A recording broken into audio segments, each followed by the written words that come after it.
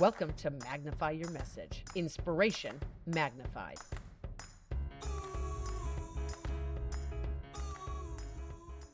I just want to point people in the right direction, Cheryl. That's my life goal. I just want to point people in the right direction. Welcome back to the Magnify Your Message podcast. Today, I'm thrilled to welcome someone who's not just a historian, educator, and pastor, but a storyteller with a unique gift for connecting the dots between history, culture, and faith. Welcome, Dr. Rick Chromey. Dr. Rick has not only authored 15 books, but he spent over 4 decades inspiring people to explore the past to make sense of the present while creating a brighter future.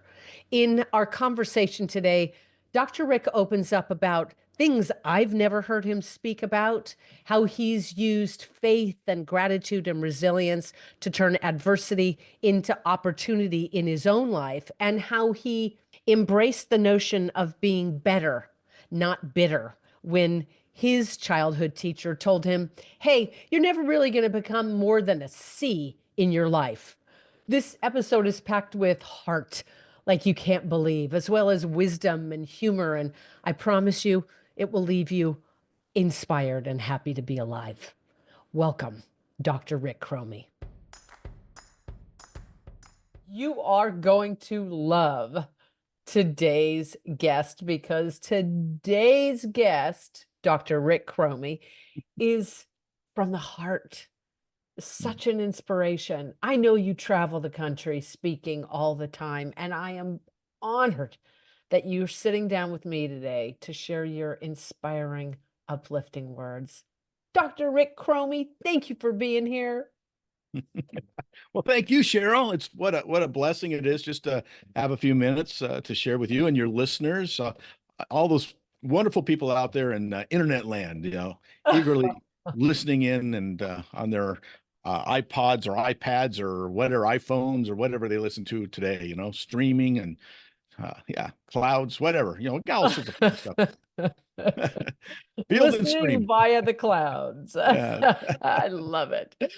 Oh, some of my favorite moments as a kid were lying on the horse meadow, looking up at the clouds. And to think that today we'd be listening via the clouds, I just love it.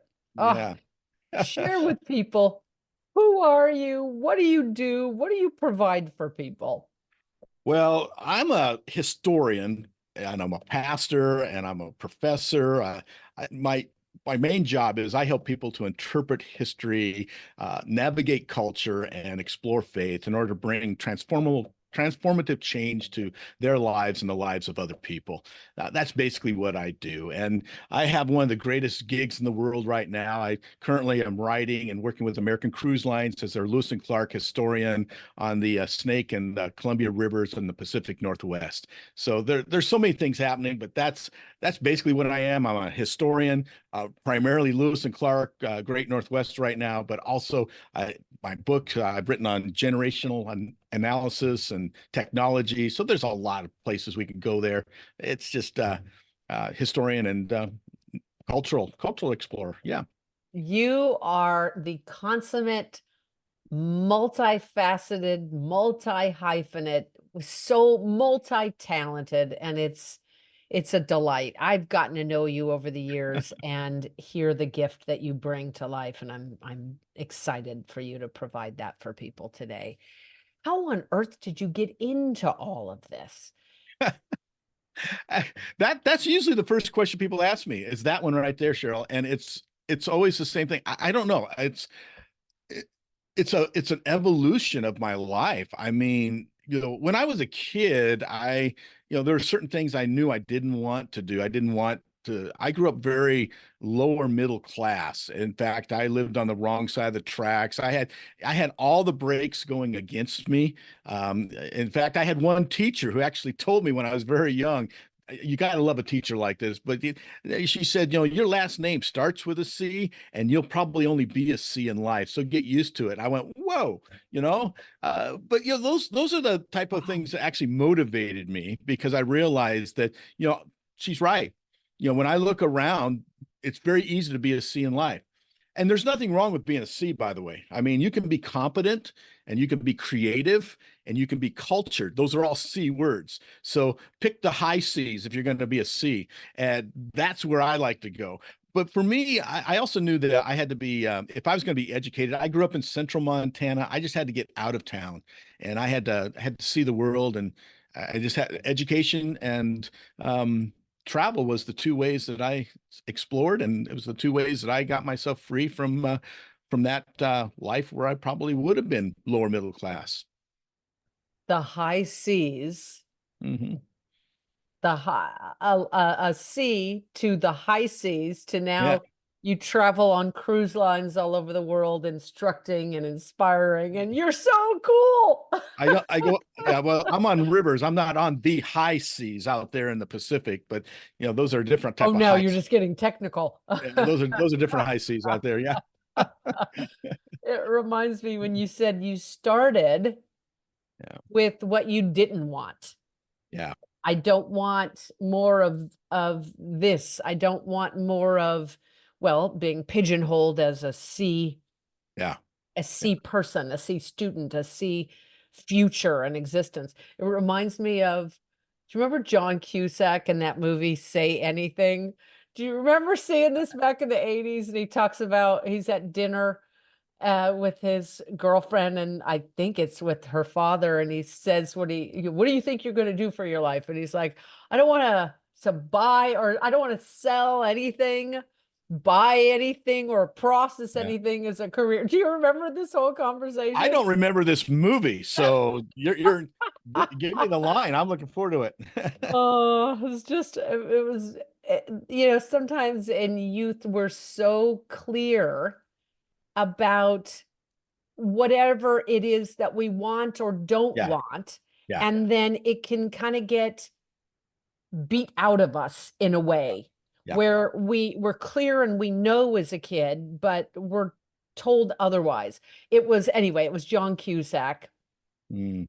John Mahoney, who played Fraser's Yeah, right, dad, right. played Yeah. his girlfriend, Ione Skye's um, father. Anyway, I take us off for a moment, but the point to bring it all back together is even as a kid, you let the experiences that you didn't want, rather than being stopped by them, you allowed them to propel you forward into a life Yeah, that you truly yeah.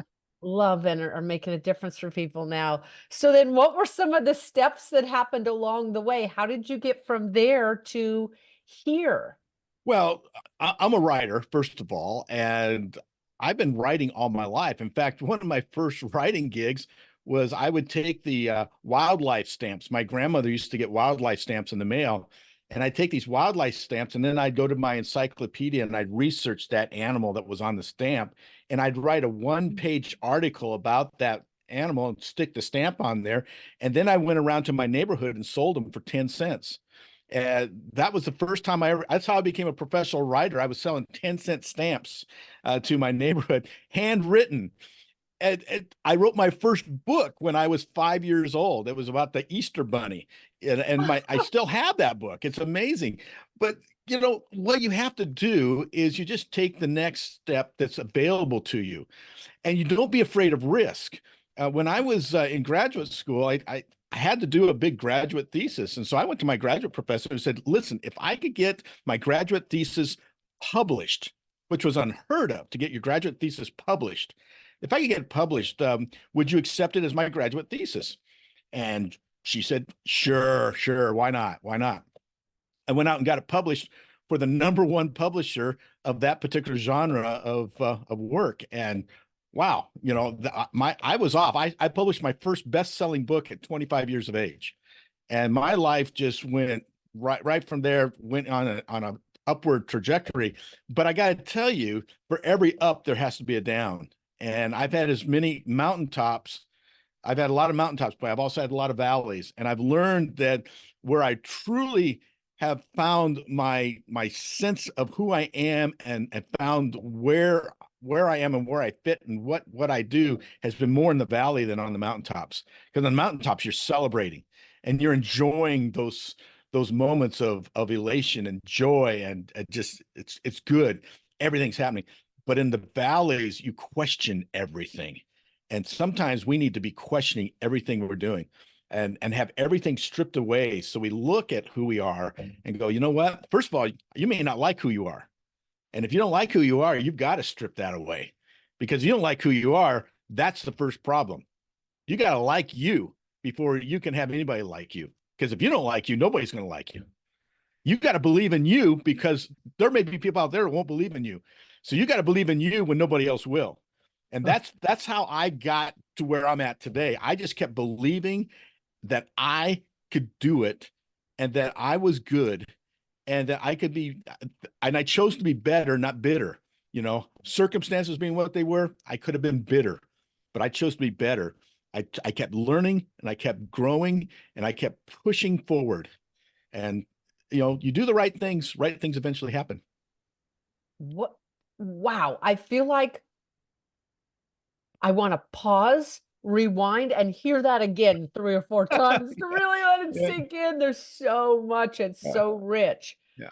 Better, not bitter. It really is those challenges Well, that, if we can embrace them, which doesn't always happen in the moment. let me give you a story here. 10 years ago, I was literally one paycheck away from putting everything I own into the car and living on the street. And I just earned my doctorate 5 years earlier than that. And it made no sense to me that here I was with a doctorate. The Great Recession basically did me no favors. I was part of that big group of people that were middle managers. I got immediately hired after I got my doctorate, a doctorate in leadership, where then I had an executive director position for a school that literally the position went away. And I was without work, and suddenly I couldn't get hired. Up to that point, everybody was asking me, come work for me, come work for us, come be a part of our firm, whatever it is. Now I couldn't beg a job, and it cost me everything. It cost me my first marriage. I mean, literally everything. I lost everything and was down to just me and God. And that it was through that faith that, hey, well, if it's just me and God, I happen to believe that God is bigger than me, so he's going to get me through. And Yeah. so something's going to happen here. And what's amazing was, at that point, I was so deep in debt, I had no idea how I was ever going to get out. Today, I'm debt free. I live in a house I paid cash for. Things have just turned around, and it's because I just kept doing the next right thing. The problem is when we get in those funky positions and those deep depths, is we go, woe is me, life's hard, I'll never get out of this. And really what we do is we set ourselves up for the suicide. We feel there's really nothing left, but let's just put ourselves out of our misery. That's not the answer. Putting yourself out of your misery doesn't solve one thing. What's better is to become a story that makes history, because you can't spell the word history without story in there. So put your story in the history, and that's how you change the world. This podcast might change the world. If one person hears what I'm saying and changes their life, they might change the world because of what they've heard today. And I may be just one guy making a voice. I may never be the great whatever. And it doesn't matter to me. I just want to point people in the right direction, Cheryl. That's my life goal. I just want to point people in the right direction, and hopefully, in the end, be satisfied with the life I've led. And I am. I look back, I'm just happy. I have found contentment and joy. And when you find contentment and joy at my age, life is good. You can't spell history without story. Yeah. It's so good. It's, Oh, I got more of those. Just wait. Yeah. when you say that, what it brings to mind is, if we could just keep going in the midst of the adversity, in the midst of the challenge. It reminds me of that quote from John Lennon: everything will be okay in the end. If it isn't okay, it's not the end. Like, meaning your story's not yet written. It's still writing itself. It's still being written. Yeah. Wow, what a Yeah. Well, if beautiful you wake context. up and you have breath, if your heart's still beating, then you've got something to do today. So do it. I figured this day might be the best day of my life. It could also be the worst day. But in the end, it's just a day.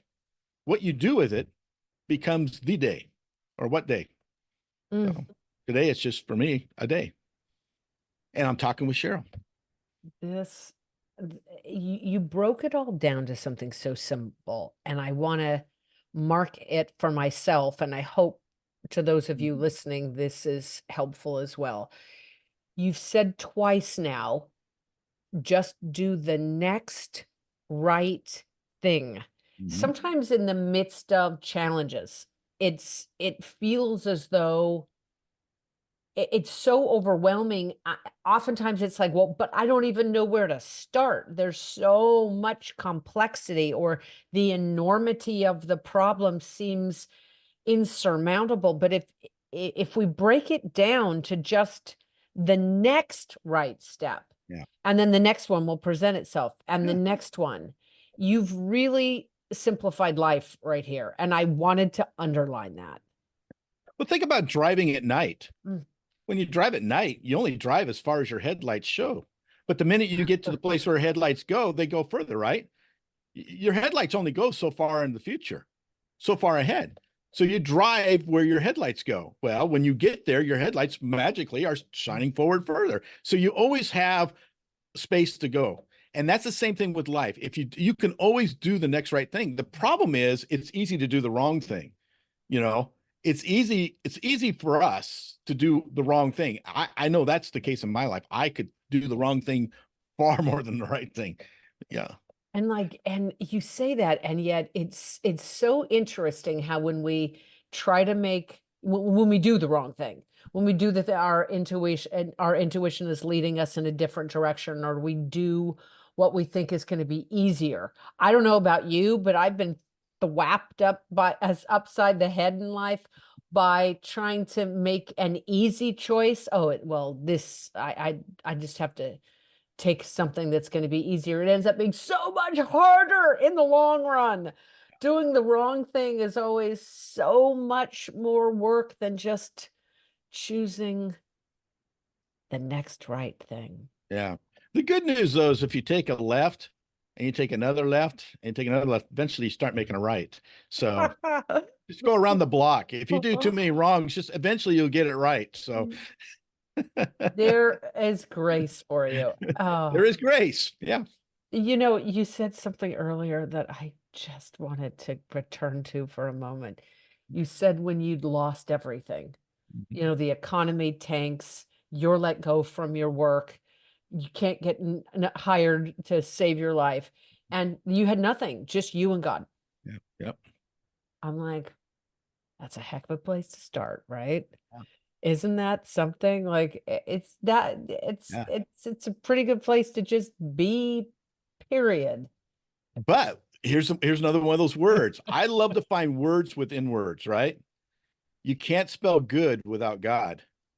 And if you want what's good, you've got to have God in there. That's a theology that drives my life. That's a philosophy that drives my life. You've got to have something bigger than you driving you, because I got to tell you, it's too hard to do it by yourself. I don't know how anybody can do it by themselves. I mean, it just, for me, I have to have something bigger than me. And if I want to be good, I have to have God helping me to be good. That's just me. Now, others may disagree with that, of course, but for me, good starts by looking at the word God in it.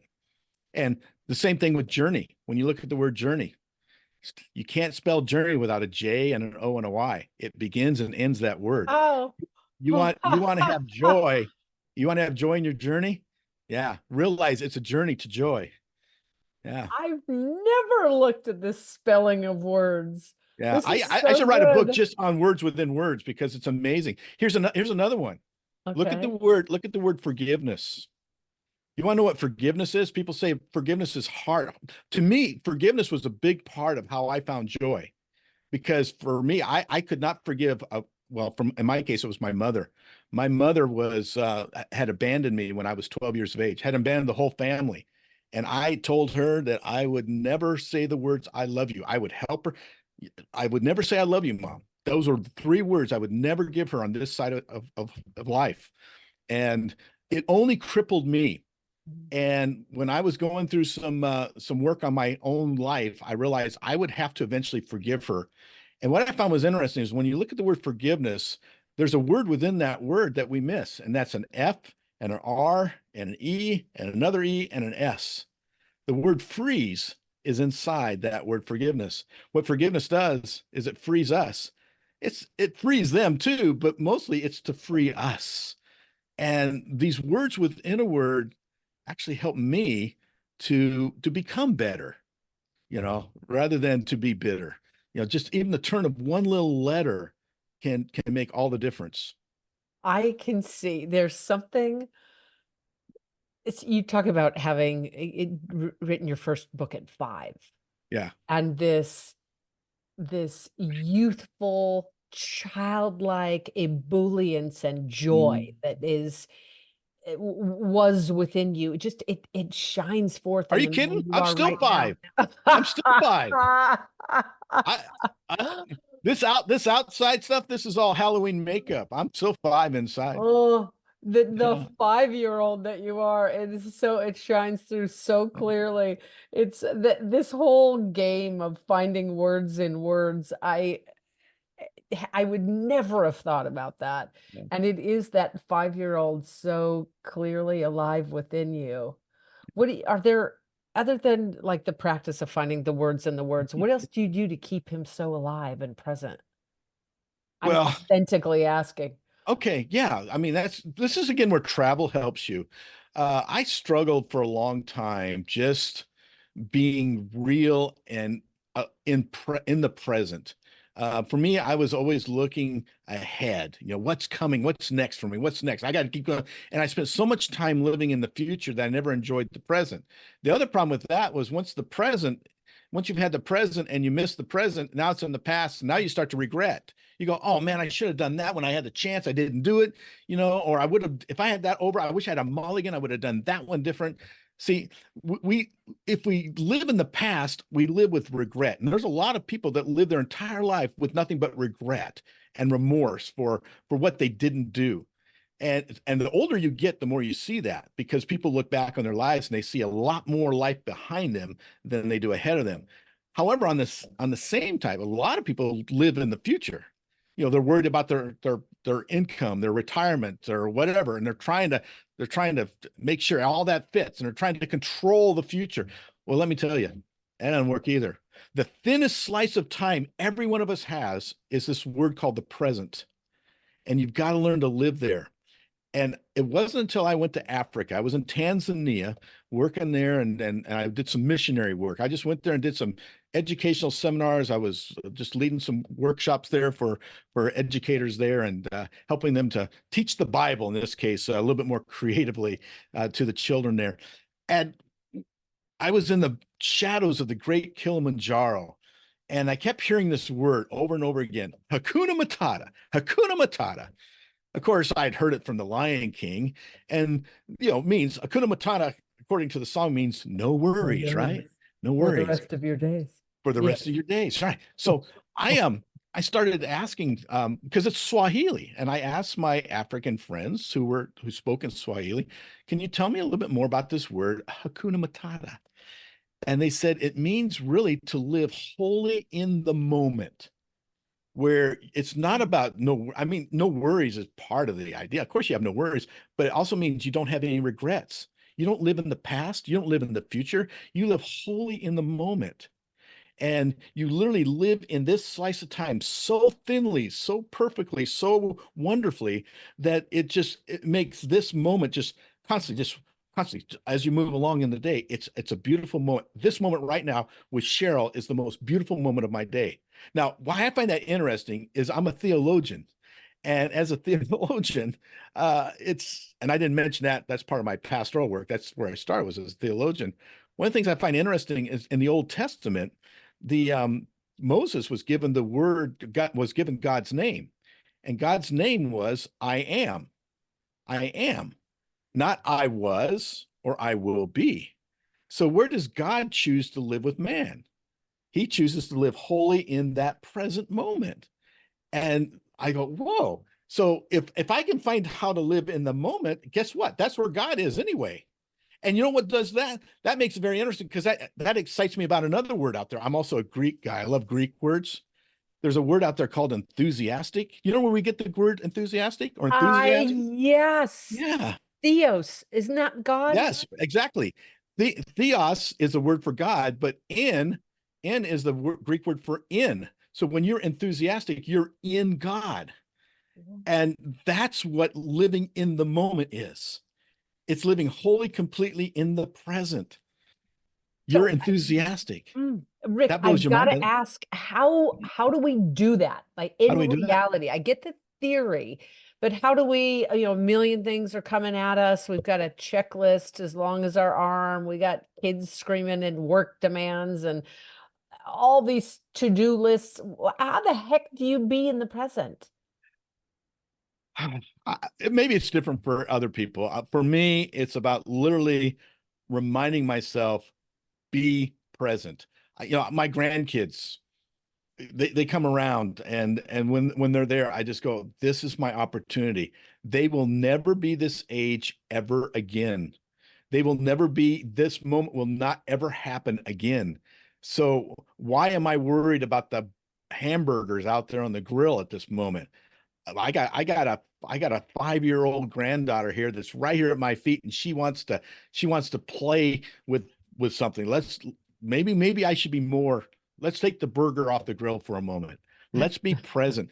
So sometimes it's intentional. Sometimes it just, but you learn through experience and you learn by doing it. So I don't, it, all I know is this, is that if you live in the future, it's going to wear you out. And if you live in the past, it's going to wear you thin. So, you can make those choices, or you You- can just learn to live in the present. as you're going through this, I'm thinking of a lesson I learned that I think would be helpful for being in the present. And I learned it in an unlikely way years and years ago. I took an acting class, phenomenal acting teacher, Yale drama. She'd been on Broadway and movies and all this, phenomenal. I had taken the class because I was a new playwright Yeah. and it was difficult to get actors to show up on time for rehearsals. And I thought, I forget it. I'm just going to be all the parts myself. And I was staging plays because I wanted to sell TV shows, and I ultimately did. I had them developed and sold, but at the time I was trying to figure out, well, I don't know how to act. What do you do? And Mhm. she'd said this thing that say to yourself, my feet are on the ground. I feel my feet in my shoes. I see a bird outside. I feel my fingertips. Mhm. I smell fresh air. I taste my coffee.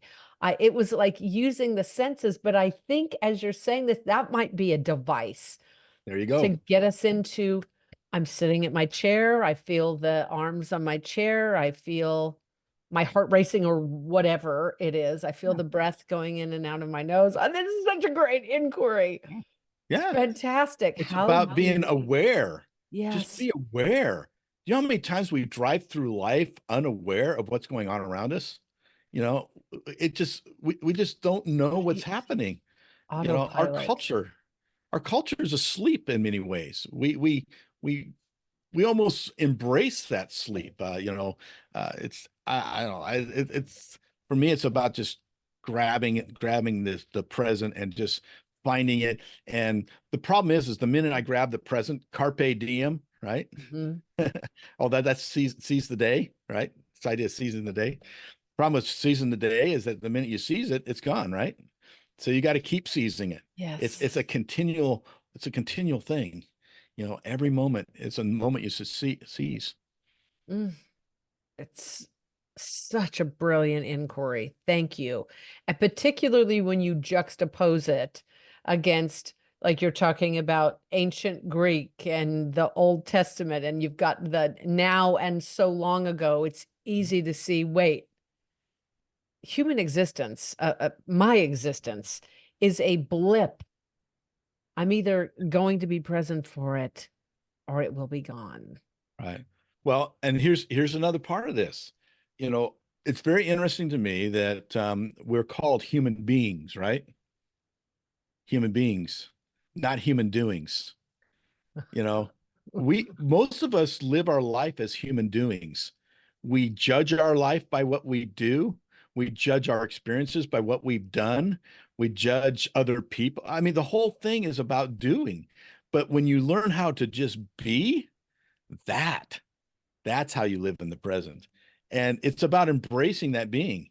It's about recognizing, you know what? I wasn't perfect today, but I lived through it and it was a good day. And that's the other thing. Great. We haven't talked about gratitude. If you want joy in your life, I've literally studied dozens, probably hundreds now of stories, both from the past as well as even current, of people who have intense amounts. They just live with a joyous life. And the one key overriding characteristic that flows through them all, gratitude. They're grateful. And I have found that the minute I turn that switch, it's a key. When you think about it, gratitude is a choice. We can choose to be grateful, and in those moments where I get angry, because I don't know about you, you probably don't ever, Cheryl, you probably don't get angry at all. Oh, I'm perfect. Yeah, yeah. So I mean, for me, I could get ticked on a dime, and I used to. I mean, I'm much better today than I was yesterday. I mean, yesterday I was really bad, but today I'm better. And that's part of the whole thing too. It's just realize this is a process. You're going to have days where you're just going to, hey, I didn't do so well today. Okay, embrace it. It is what it is. But what I love about gratitude is it's an attitude. I call it the gratitude attitude. You have attitudes within that idea of gratitude. Well, an attitude is something that you choose. You choose to be grateful. And if it's an attitude, that's your perception of everything around you. So, can you be grateful even when life is really sucky out there for you? Can you find something that you're grateful for? And for me, when there's nothing else, I remember when there were some days where I was going, I literally cannot think of anything to be grateful for today. And then I would hear my heart beating or feel my heart beating. I could sense my lungs. And I realized, it's interesting. Have you ever thought about a heart? Here's a muscle that just beats. I have to flex my arms and those are muscles too, but this muscle just beats. And then it stops beating one day and that's it. Life's over. But it beats. Nobody can explain. To me, that's the miracle of life. People say, life, yeah, life is a miracle because explain to me that. Explain to me how that, or your lungs. How do your lungs breathe? They just breathe. I can't stop them from breathing. I can hold my breath, but eventually I'm going to have to breathe. Or unless I get, I'm drowning. In that case, I'm still going to have to take a breath. And that last breath is going to be my last. So we have parts of us that I think are what I call them shards of eternity. We have shards of eternity within us. If our heart could beat forever, we'd live forever. Unfortunately, our heart doesn't beat forever because it's physical, and that's where you have to tap into that spiritual side of life. You bring up such a good reframe for life when we think that there's nothing to be grateful for. And it's not too much of a stretch. We have challenging times and all we're looking at is the challenge versus the things for which we are still grateful. There's not one person who's sick or at the end of life who wouldn't give everything for just some of the things we take for granted. I say this because yesterday my best friend's mother was diagnosed stage 4 cancer, and there's not anything that she wouldn't give for a clean bill of health, not to mention her family and everyone. And thank you for the reframe. Yeah. I can breathe. My heart is beating. And that for her, finding that gratitude in this moment right now is going to be the thing that's going to be the most beautiful part. When you're on your deathbed and you're grateful, that's where the joy comes. Gratitude on your deathbed. It's been a good ride. Yeah. It's been a good ride. I wish I could do it again, but you know what? This ride has been good, and I'm thankful for it. They're looking at the things that she most wants to do right now, like truly the bucket list things. Yeah. And my friend and I were speaking this morning and asking ourselves the essential question, what in the hell are we waiting for? Mhm. For a diagnosis like that? Mhm. What? Yeah. No, it's time. Yeah. Boy, this whole conversation with you has been a refreshing wake up call to that which matters most. It is such a gift. Is there anything else you would like to share with us or leave us with today? I guess the thing I would say is I think the greatest compliment that you can get as a person is just that you're real. You're real. You're authentic. You know, in many ways, I think that alone is who we really are. When a person says, "Boy, you're just so real," well, yeah, because that's who I am. It's when we put all this plastic stuff on, we try to be something we're not. I call it Halloween. We try to be Halloween every single day. You don't need a mask. What you need to do is find you and be happy and grateful for who you are. Yeah, and listen, I'm bald, 5'4", and chunky. That's who I am. But you know what? I'd rather be 5'4", bald and chunky, and happy and joyful and grateful, and where I'm at right now, than some handsome Hollywood whatever type you would have, and unhappy. That's choice. Although I think if I was that Hollywood type like that, I'd probably be figure out a way to be happy too. Maybe You'd that's my next. probably still I, be I'm happy. not done. If you're out there and you're a Hollywood type and you think I'd be a good actor, I'd love to come be an actor in your movie. So let's do it. Let's start a new career. You know, Man, I'll play Danny DeVito's sidekick or something. you are, it's when you talk about being real with who we are, I feel so called forth by you. I noticed something today. There's there's an elevator in the condo building in which I live, and there's a teen girl that gets in oftentimes, and I get in and I'm like, "Hey, good morning, how are you?" She literally will say nothing the whole time. And "Hey, how are you? Good afternoon. How was your first day? Are you back at school?" Literally no response. Uh, Today I got in at the elevator and I go, "Oh, I'm not going to say anything." And I got out at the bottom, got into my car and drove out of the garage. And I was like, wait, I'm feeling out of sorts. Why am I feeling out of sorts? Oh, I wasn't, as you just said, I wasn't real. I wasn't true to myself. It doesn't matter if she ever responds. She may or may not ever. And it doesn't mean it didn't make a difference in her day. I just have no idea. There's no frame of reference, there's no feedback. But yeah. I you're talking about being real, and I'm like, oh, you are truing me up here. I stopped being real because I was thinking that I had to be a particular way. Thank you for calling me forth today with that. Calling you It- fourth. I'll call yeah, fourth, fifth, sixth, whatever you want. So, yeah. there, I am vowing to myself, I'm just going to be who I am. Hey, I and may you're not pretty be good. cast as Danny DeVito's sidekick. Yeah. Please, I interrupted Um, you. Helen Hunt maybe, but There you go.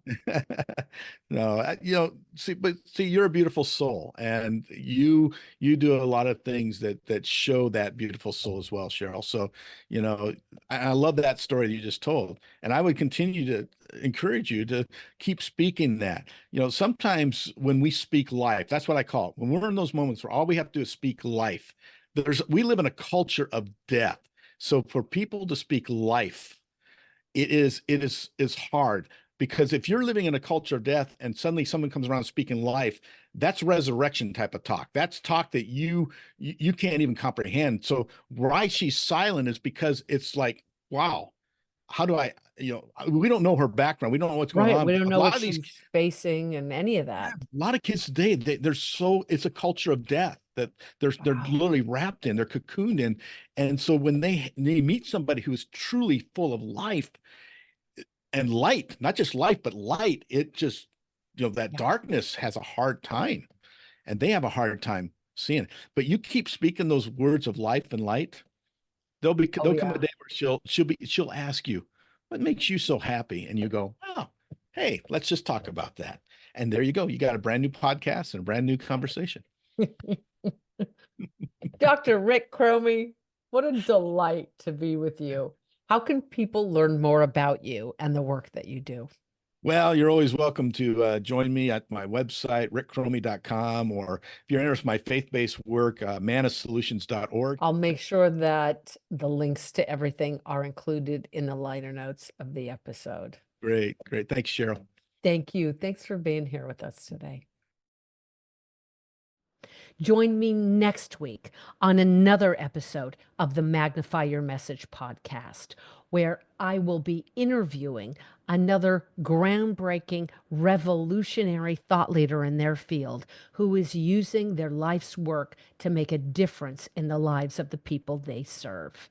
I'll see you next time.